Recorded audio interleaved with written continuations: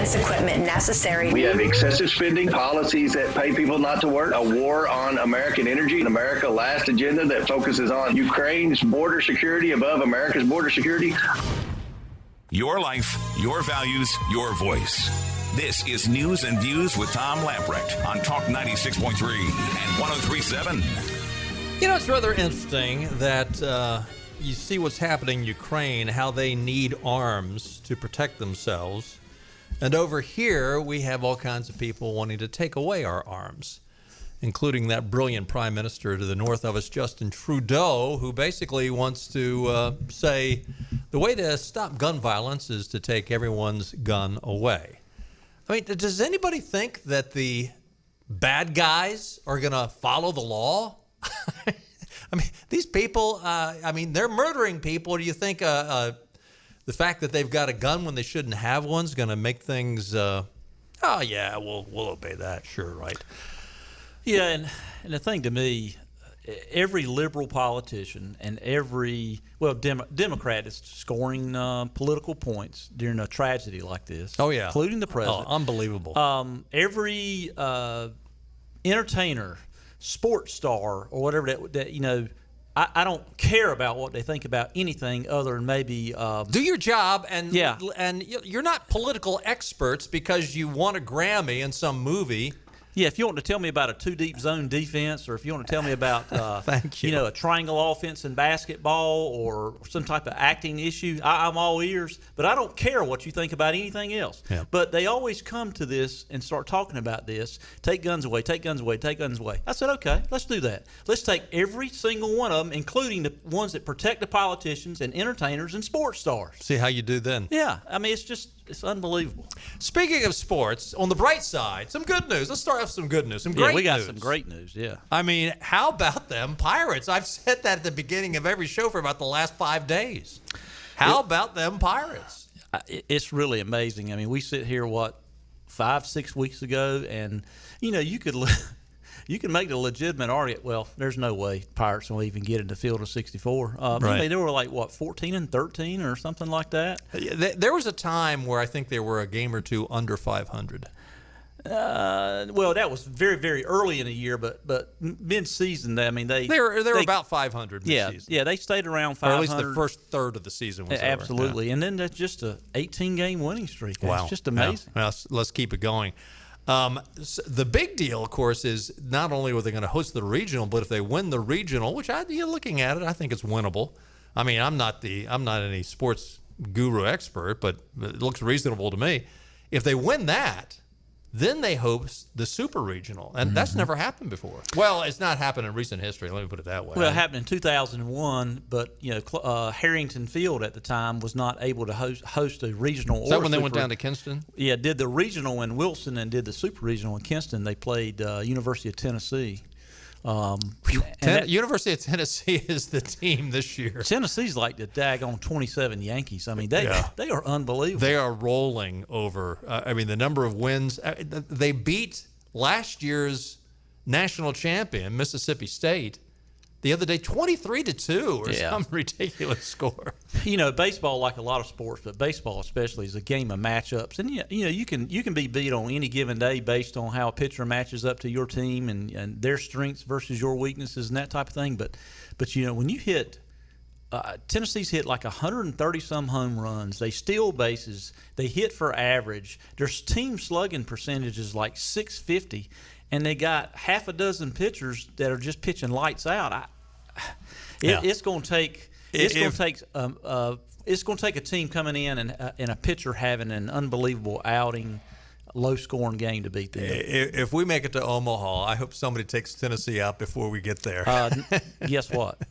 If we make it to Omaha, that will be our first game in Omaha, because the 8th seed is matched with the number 1 seed. Yeah. So that's who we would play if they win and we win going to Omaha. But, hey, you got to beat them sometime, so might as well beat them. Athletic Director John Gilbert was on with Henry Hinton this morning talking about ticket sales. Here's just a clip from that interview Henry had this morning. So let me give you the order of priority for baseball is baseball season ticket holders, Pirate Club members, and then the general public is the order. We've got reserve chairbacks are $90, reserve benchback 72, and then jungle is 60. Parking, all sessions $25, $10 for the individual day, and then RV parking is $100. Today at 5 o'clock is the deadline. So if you are wanting to get a reserve seat and get your seat today at 5, because starting tomorrow we will allocate. So we're going to go in and allocate tickets first thing tomorrow morning. So that all gets underway. I guess tomorrow will be the first day that you can buy. Or technically, he said after 5 o'clock. So if you can get somebody to answer the phone, I suppose you can go ahead and get your tickets right now. Of course, ECU will play Coppin State, and Virginia will play Coastal Carolina. Now, if we were to win and it goes to a super regional, which we would host as well, it would be a team out of the Austin, Texas regional, which that regional includes, of course, the host team, Texas Longhorns. They were the number 9 seed overall, so they were one short of where we were. They will play Air Force in their first game. The other two teams are Louisiana Tech and Dallas Baptist. Yeah, it's a tough regional there, too. Dallas Baptist, all those Texas teams are good, but Air Force is having a good year. And who was the other team? Louisiana Tech. Out of Conference USA. Yeah.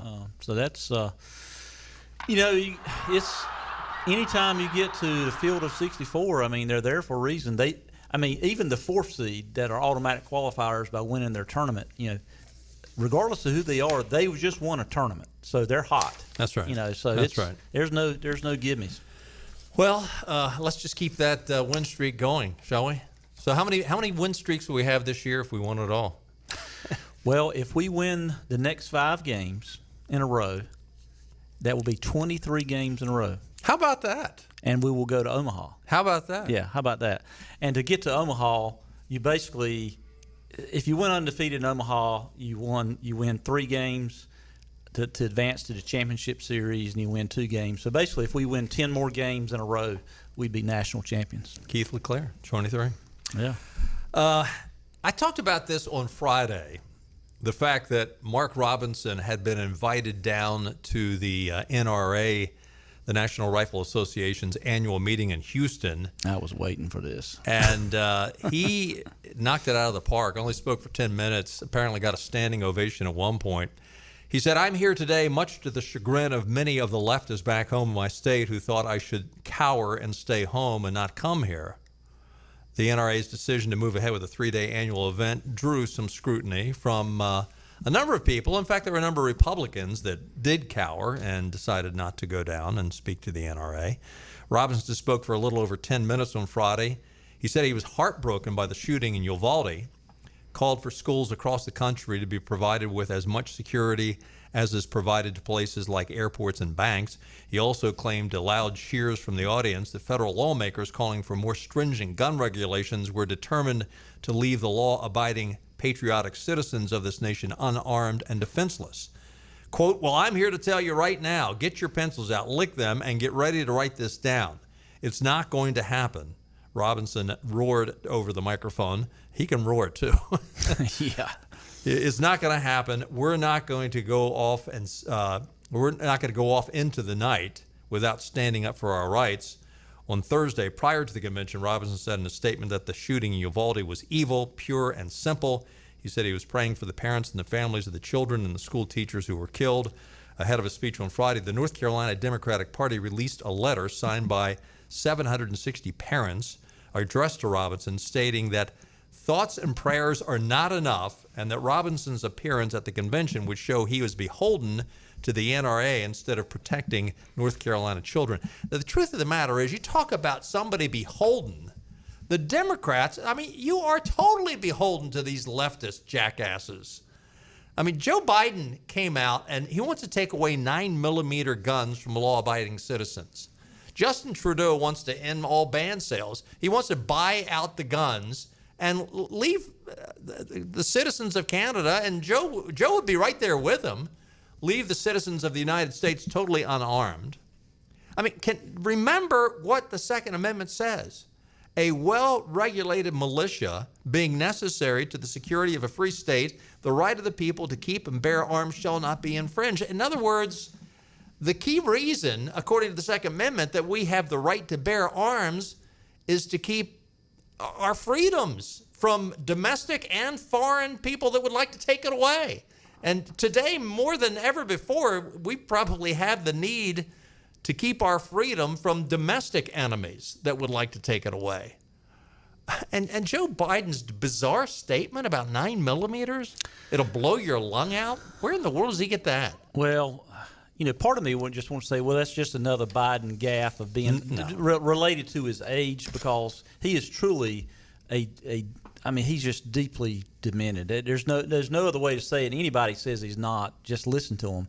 But Biden has made some comments in the last 40 years that's just flat out ignorant about guns. That tells me he knows nothing about it. I mean, and of course, you hear everybody say all sorts of things. But that yesterday or Sunday, whenever it was, I'm just like, but you hear honestly, you hear comments from other sitting legislators, senators, and House members and entertainers, and God knows the people on The View. I mean, they're just the dumbest people in America, without a doubt. I mean, here's the other thing too: is anybody stop and think? I mean, say, well, 9 millimeter blows somebody's lung. Well, first of all, that's not going to happen.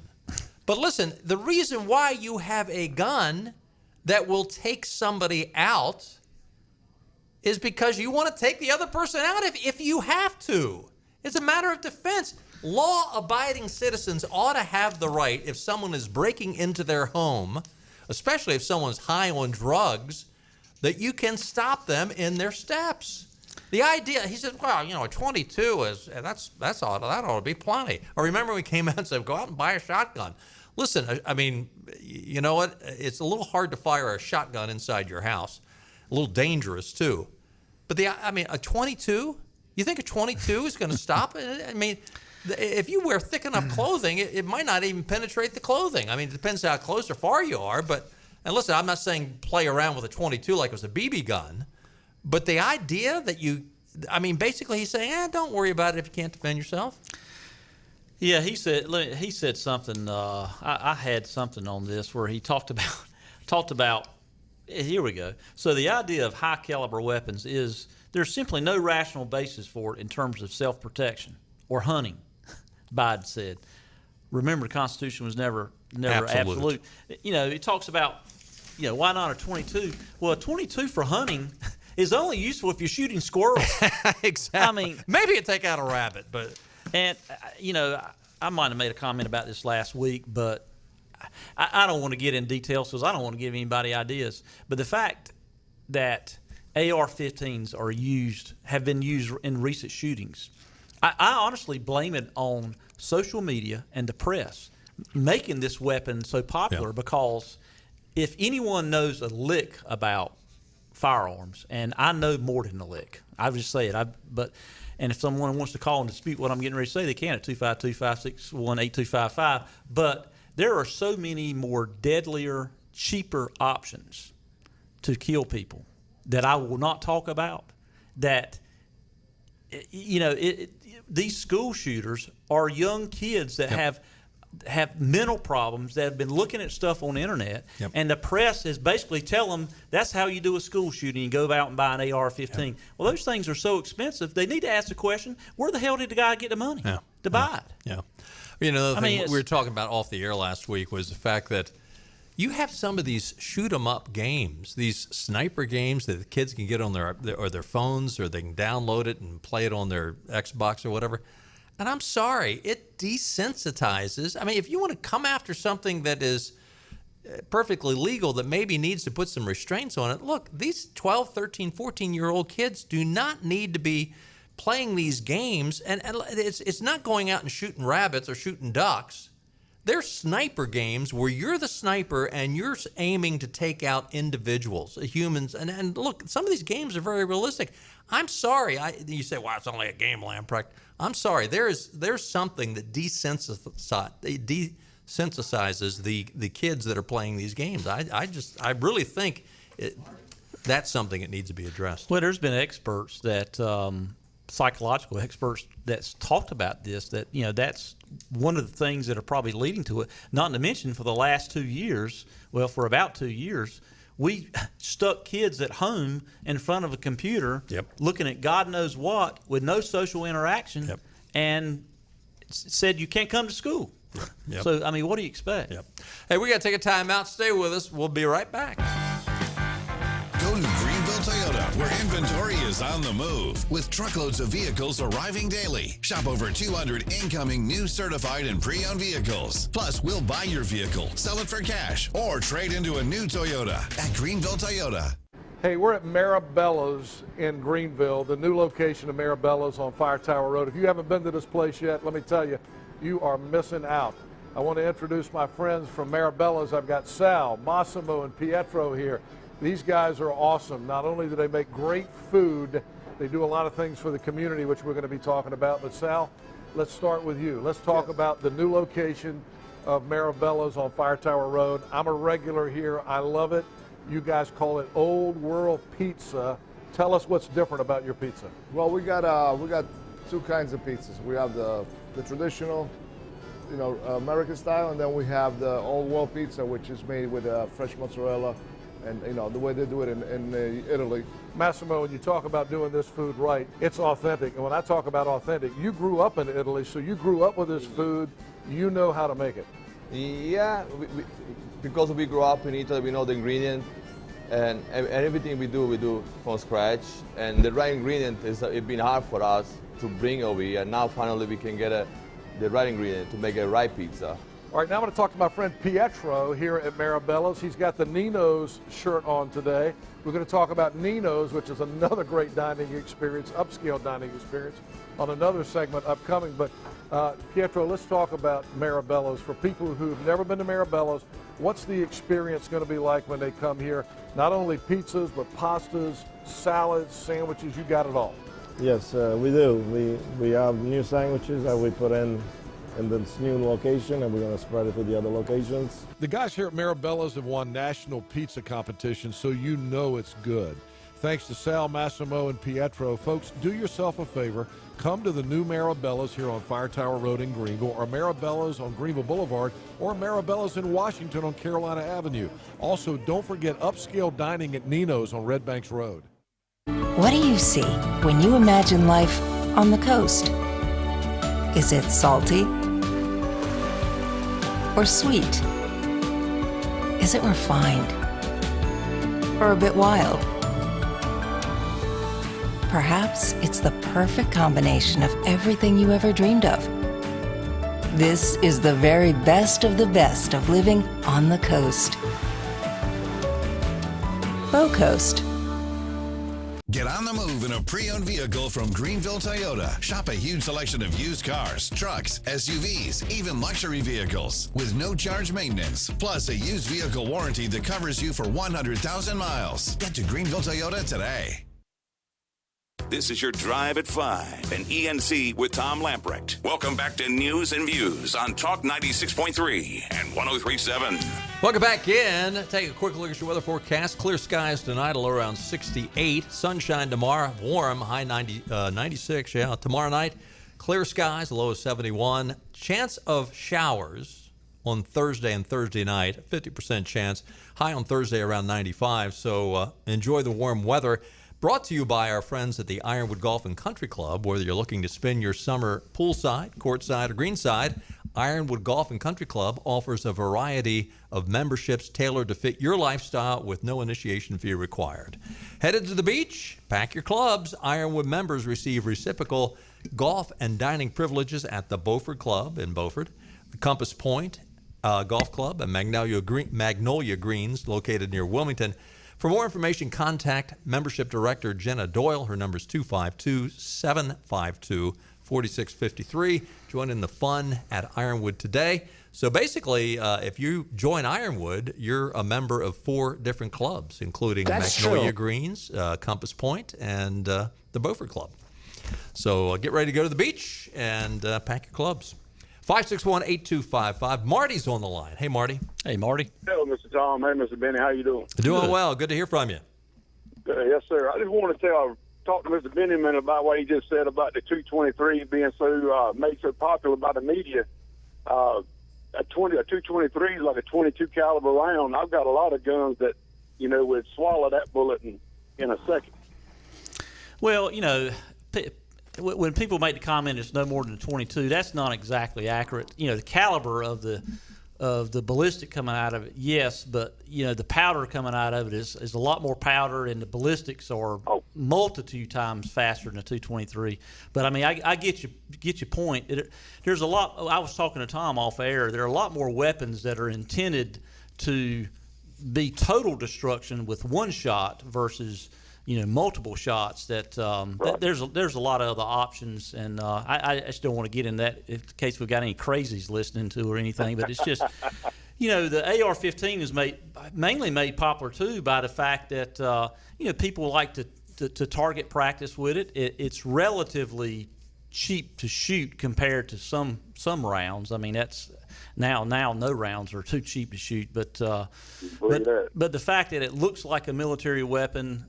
They call it an assault rifle. It's not an assault rifle. That's Armalite rifle. Not true. That's right. It doesn't even mean that. But it's just kind of laughable to hear politicians and entertainers and people in the media, that know absolutely nothing about what they're talking about. They just speak in platitudes and just repeat what they hear everyone else say. That's right. Well, I started hunting when I was 4 years old. I'm now 48, getting ready to be 49. Both of my boys, one's 21, the one's just turned 15, and both of them know how to operate a weapon and hunt with it with respect and not do crazy stuff. Sounds like you're a good dad, Marty. Thanks for the call. Appreciate it. It's all how you bring people up. Yep. But boy, and listen. That's about a lot of things. Well, and Marty just hit the nail on the head. You've heard very little about this kid that did the shooting down in Uvalde. But one thing that is pretty obvious by what is said and what has not been said, his family life was screwed up, and he did not have a dad in his life. Of all the common denominator in all these issues where young boys go out and do something stupid and dangerous and evil, it's a lack of a dad. Yeah, I talked about it a little bit last week. I did some quick research after the shooting and went to the FBI's reports. And of all the mass school shootings that related to a shooter like this, that was a mentally deranged person, not some gang member in Chicago, fighting over some drug deal or something, but a school shooting like this, in every single instance but one, it was a fatherless home, and that's the fact. Yeah, yep. It's a common denominator. Hey, Marty, thanks for the call. Appreciate it. So the big story out today, and it is extremely frustrating, is a federal jury today came out and declared the Hillary Clinton campaign lawyer Michael Sussman not guilty of lying to the FBI. There was a op-ed in the New York Post, and it just sums it up in just a few sentences really well. They say, quote, "Big surprise. A jury in that liberal bastion of Washington, D.C., one of the likely included let me start again. Big surprise. A jury in that liberal bastion of Washington, D.C., one that likely included actual donors to Hillary Clinton's campaign, found her lawyer, Michael Sussman, not guilty of lying to the FBI. Sussman had told FBI General Counsel James Baker that he wasn't representing any particular client when he passed along a tip about a supposed Donald Trump secret server communicating with the Russians. The story was all bunk, of course, peddled by a lawyer working for Clinton who wanted to create an October surprise against Trump. There are text messages of Sussman lying to Baker about operating independently, even as he billed the Clinton campaign for his time. Baker testified under oath that Sussman lied, but we guess it takes more than a paper trail, financial documents, and eyewitnesses for a D.C. jury to believe a Democrat can lie. The media will treat this as vindication for treating special counsel John Durham's probe as a nothing burger. But Sussman's defense and the fact that the jury bought it makes this scandal even worse. Sussman argued that no matter what he actually said, the FBI knew he was a partisan actor. Everyone was aware he was working for the Clintons and that this wasn't an unbiased tip-off. And indeed, his legal team introduced evidence that showed the FBI obscuring Sussman's involvement. Higher-ups told agents that the tip had come from an anonymous informant, or even the Department of Justice, giving it far more credence than it deserved. Why? Because they were frantic to tar Trump. FBI Director James Comey and others cheered on the investigation the trial revealed. So by professing his innocence, Sussman proved the FBI's guilt. The nation's highest investigative agent acted as a partisan weapon during the 2016 campaign, using the flimsiest of dirty tricks from the Clinton campaign, the Steele dossier, and the server story to conduct wiretaps, interview Trump campaign staff, and most importantly, leak it all to the press. The FBI's behavior here was shameful, but like the jury, the liberal media will see no evil, and everyone gets away with it. I mean, that sums it up. I mean, again, this judge who oversaw this trial was an Obama appointee. There were listen, the Durham folks wanted to be able to kick off at least one, I think it was more than one, of the jurors who were, one was an AOC supporter, 3 were Hillary Clinton donors. And he wanted to say, no, they're biased. And another juror was the mother, or it was the parent, I don't know if it was a mother or father, was the parent of a child who played sports with one of Sussman's kids. You can't make this stuff up. No. I hate to say it, but I knew the outcome was determined. I said that 2 weeks ago when they were doing this. I said, this is not good for the folks in the Durham camp. And the judge didn't. He didn't exactly. When I read over some of the trial reports the last few weeks or whatever, I mean he did not make it too easy for presenting evidence and what he allowed. He tossed a bunch of evidence. And it's just ridiculous. But, can you imagine for a second, even if it wasn't something as serious as trying to affect an election, how about if it's just Hunter Biden being charged for, I don't know, let's just say child pornography or whatever is on his laptop. I mean, I think that's not, I don't think that's a stretch. It's not black and white. It's actually in Technicolor. Yeah. But can you imagine them allowing a juror that if they saw a Facebook post from a juror that had a Make America Great Again hat on, do you think they would toss him out in a Washington, D.C. circuit federal court? John Durham came out and said, we'll respect the decision of the jury. I really wish they had called a mistrial or something based on the jury pool. But and maybe I'm just hoping here, but you think he's got something bigger coming down the pike? Here you go, and I'm not a lawyer, obviously, but I watch a lot of stuff, and I listen to a lot of law. He watches a lot of Perry Mason, and I tell you what, I've paid enough damn lawyer fees. I ought to have at least a minor in it. But sometimes in these criminal cases, I mean, the important thing was, hey, they just had the manager of the Hillary Clinton campaign testify under oath that Hillary Clinton told him to take that to the press. That same information, and the same day, Sussman takes it to the press and the FBI as directed by Hillary Clinton. So sometimes there's trials, there's evidence and testimony done under oath that will help you to get an indictment for something else. So I don't think John Durham's done. I really don't.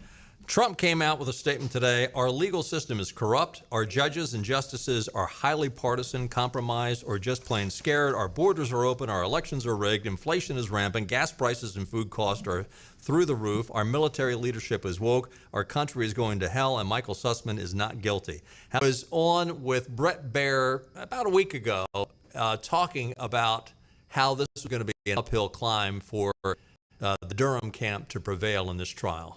3 Clinton donors, an AOC donor, and a woman whose daughter is on the same sports team with Sussman's daughter. I mean, the exception of randomly selecting people out of the DNC headquarters, you could not come up with a worse jury. He's not a Republican. He testified during the Truth and Turley's objective. He's probably the only objective guy you hear on.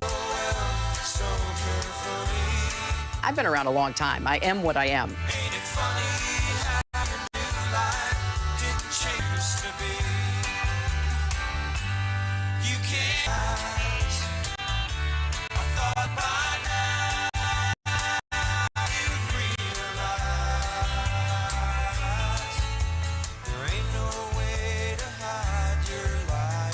I did not email Toyota, any where inventory classified is on the move. material With truck to. at Greenville There is no Toyota. classified material. Hey, we're at so I'm Marabella's certainly well aware in Greenville, the new location of of the Marabella's on Fire Tower Road. If you haven't been to this place yet, let me tell requirements you, and you are missing did not out. I send want to classified. enter the Tower Road. I'm a regular here. I love it. You guys call it old world. We have the traditional, American style, and then we have the old world pizza, which is made with fresh mozzarella. And when I talk about authentic, you grew up in Italy, so you grew up with this food. You know how to make it. Yeah, because we grew up in Italy, we know the ingredients, and everything we do from scratch. Nino's, which is another great dining experience, upscale dining experience, on another segment upcoming. But Pietro, let's talk about Marabella's. For people who've never been to Marabella's, what's the experience going to be like when they come here? Not only pizzas, but pastas, salads, sandwiches, you got it all. Yes, we do. We have new sandwiches that we put in this new location, and we're going to spread it to the other locations. The guys here at Marabella's have won national pizza competitions, so you know it's good.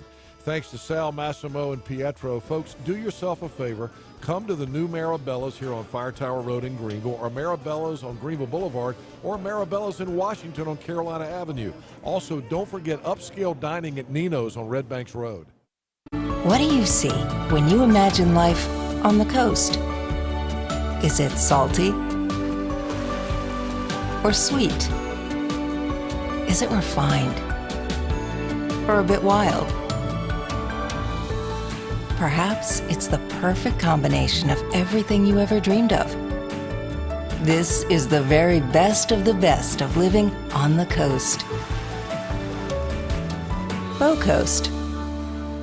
Get on the move in a pre-owned vehicle from Greenville Toyota. Shop a huge selection of used cars, trucks, SUVs, even luxury vehicles with no charge maintenance. Plus a used vehicle warranty that covers you for 100,000 miles. Get to Greenville Toyota today.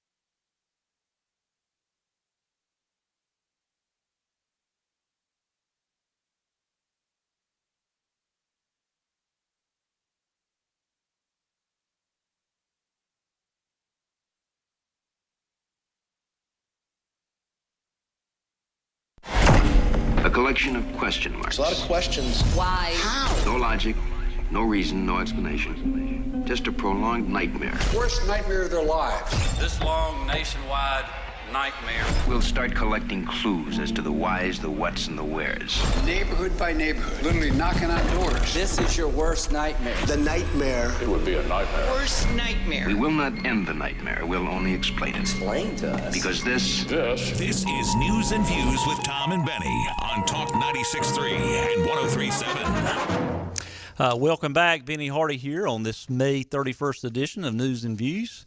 And we were talking about earlier about the tragedy in Texas, in Uvalde, Texas, with the school shooter. And, as the weekend, I listened to a little bit of news over the weekend and watched some of the more details that have come out regarding the shooting. And all sorts of blame at being placed on people, blame on the weapon, blame on the police. And, of course, there obviously were mistakes made.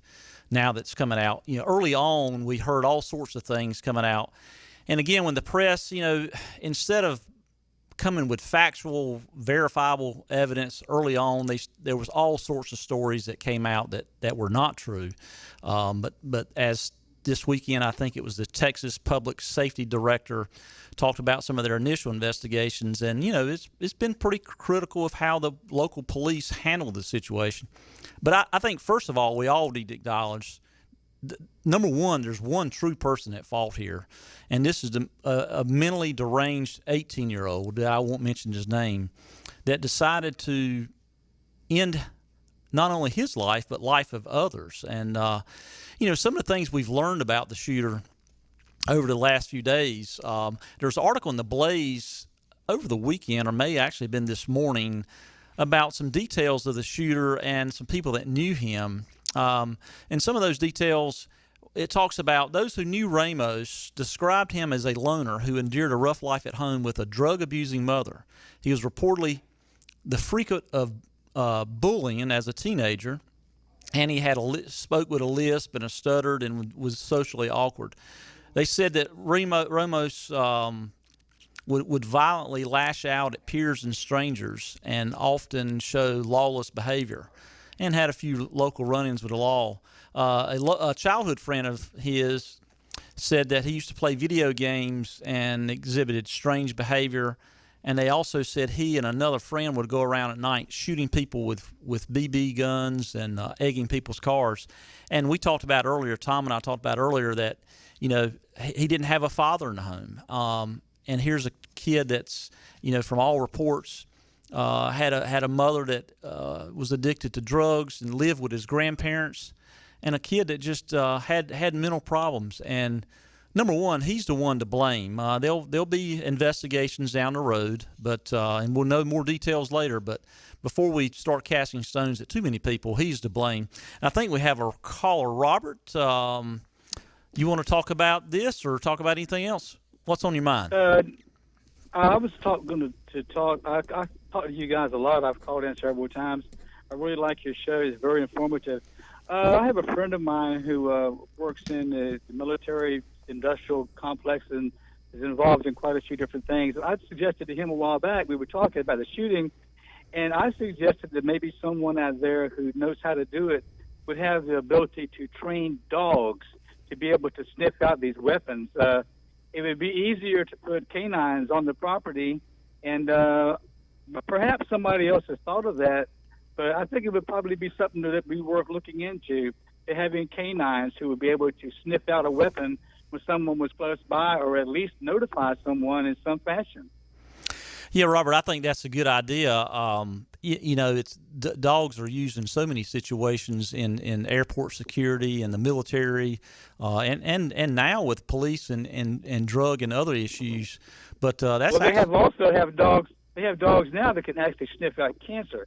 So a canine has a much more sophisticated system of smelling than any other animal we know of, and the fact that generally speaking, people are more or less afraid of a dog. I know I am. If I saw a big German Shepherd coming my way on the school grounds, I would be hauling out to get out of there. But that's something to think about, and I'm sure I'm not the only person who thought about it. But perhaps they'll come down to a decision one day to maybe try that. I hope so anyway. Well, that's a good idea, Robert. I think the main point is that we need to have open and honest dialogue between everybody involved and talk about some solutions, because what happens, particularly the Democrats and progressives, when there's a school shooting, they jump out universal background checks. Well, guess what? This guy didn't have a background. And like most 17, 18-year-olds, there's probably no background to check. We already have background checks on about 80-some% purchases in the United States of handguns. That's not necessarily long guns. There is a thing there. So there's a lot of universal. I have one more universal background checks. Yeah, go ahead. One more very shortly. My personal belief is a lot of this is because of social media and the fact that they are allowing this to continue and not doing their share to help eliminate this type of thing. And I hope and pray that one day they all get their brains together and figure out that what they're doing is not helping children, it is actually hurting children. I got to go to work. You guys have a great day. God bless. Good call, Robert. Thanks for the call. And to Robert's point there, what can social media do? Just a prime example, on our show here, me personally, I have made comments on social media about certain things and gotten 24-hour bans, have gotten comments saying I was displaying false information, and that was like immediate. And now, weeks later, that information that social media says was false is now true to everybody and is being reported by mainstream media.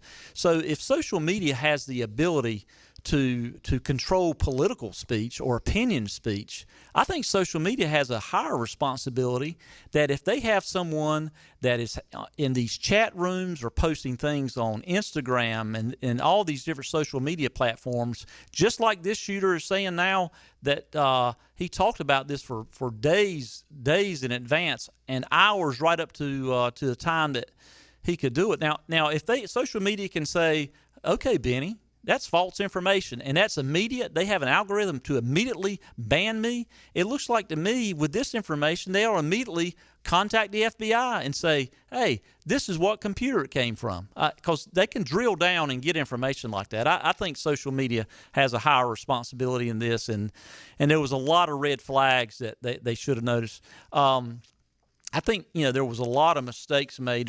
There's a article today in the Washington Times about the various mistakes made. The Texas Public Safety Director talked about it.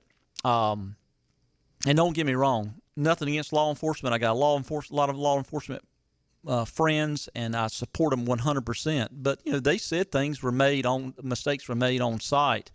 But just like the back door of the school was left open. They think it was a teacher left a back door open. They're automatically locking doors. I think she put a rock or something is what the reports are, and went outside, and that's the door that the gunman entered to. And guess what? When the gunman went inside, the door shut. Now it's locked. He went inside the classroom, locked himself inside the classroom.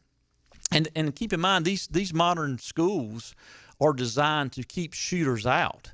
Because when you have a school lockdown and the teachers lock their classroom, they get to notice that there's a school shooter around. They have the ability to lock their classrooms. Well, guess what? That's to keep a shooter out. Well, once the shooter's inside, it's not that easy for the police or any other law enforcement to get inside because it was designed with a steel door to keep a shooter out. So now you've got a student that's barricaded behind closed doors, and from all reports, that's exactly what happened. He barricaded himself behind that door and tragically shot and killed almost everyone in that classroom. So, before they start getting on the law enforcement, there was a lot of mistakes made along the process. And just like the FBI and the CIA used to say during times of terrorism, to stop a terrorist, we have to be right and we have to be accurate 100% of the time. A terrorist has to be right one time. So you think about that. One little mistake and something tragic like this can happen. And it bothers me that politicians use this as time for political thunder, and instead of sitting down and having common sense discussions about what we can solve, not only, hey, maybe there are some things we can do with guns, but there's an awful lot of other things that can be done to protect students and to deal with the mental health crisis in the United States. It's not just immediately get rid of an AR-15. That's not going to solve everything. So anyway, there's a lot more that will be coming out about this, I'm sure, as the investigation goes along, and hopefully we'll have some leaders that really want to have some real common sense solutions to try to help protect our kids. We got to take a break. Stay with us. We'll be right back. Acre Station Meat Farm, along with Lane Angus Beef, bring you Farm to Fork Beef. Stock your freezers now with affordable beef boxes, just in time for the grilling season. Farm to Fork Beef brings quality local beef to your family. From your traditional butcher shop, Acre Station Meat Farm. Come on down to Acre Station Meat Farm and find out why we're #1 in fresh cuts and friendly service. Acre Station Meat Farm, Highway 32 North, Pinetown. You know that moment when you realize your hair color is way past its prime? Or that you need a change and you hope it comes in the form of perfectly sun-kissed highlights? And at Fantastic Sam's, we offer real salon services at real people prices. Our color specialists can do it all. They make grays disappear, layer in subtle highlights, or help you finally find that perfect shade of red. All for real reasonable prices.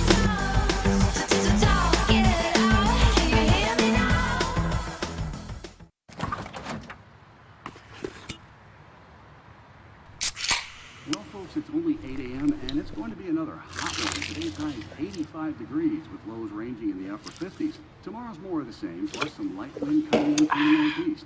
Coming up at 8:30, Paul's got an exclusive Babe, heartwarming it's story 8 a.m.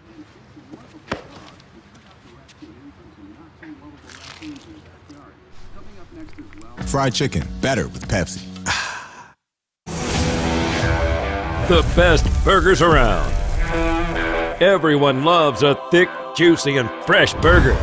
Tiebreakers in Greenville, plus the all-new Tiebreakers in Winterville. Do real burgers better than anybody. So don't just go to any burger-themed restaurant chain. It's time to break the chain and eat local.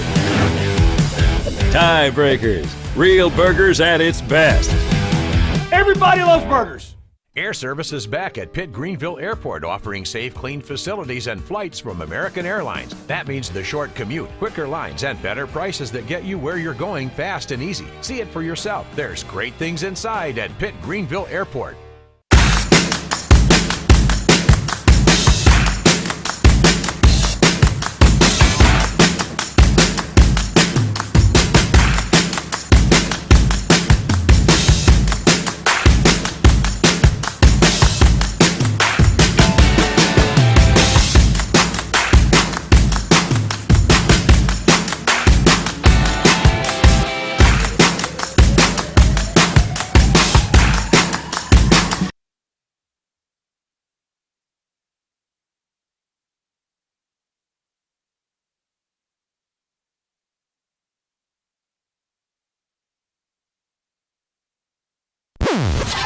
Ride shotgun with your 5 o'clock drive. Well, the drive home should be a delight. This is Tom Lamprecht with more news and views on Talk 96.3 and 103.7. Welcome back to News and Views on this May 31st. Let's turn away from so much tragic news and everything, politics and all. Just past weekend, we were off yesterday. Obviously, we were off for Memorial Day. There was a lot of discussions over the weekend from politicians, elected officials, What happened? entertainment people and sports people saying happy Memorial Day and have a happy Memorial Day weekend, even from our vice president. And sometimes I think we all stop and forget the reason of Memorial Day and forget about those that made the ultimate sacrifice to risk their lives and give their lives for us in service. You know, we talked about just a few minutes ago about the mistakes law enforcement made down in Texas, but at the same time, these are the same people that chose a career to, when there's gunfire, run toward it and help people instead of run away from it. So before we start casting the stone, we have to remember our law enforcement, remember those that people that gave their lives for us in service. And I'm remembered from a speech that in 1962 that General Douglas MacArthur gave at West Point to the cadets at the United States Military Academy. The long gray line has never failed us. Were it to do so, a million ghosts in olive drab and in brown khaki and blue and gray would rise from their white crosses, thundering those magic words, duty, honor, and country. Remember those that sacrificed for our duty, honor, and country. Have a good day, everybody, and we'll be back tomorrow. All right. What do you see when you imagine life on the coast? Is it salty or sweet? Is it refined or a bit wild? Perhaps it's the perfect combination of everything you ever dreamed of. This is the very best of living on the coast. Bow Coast.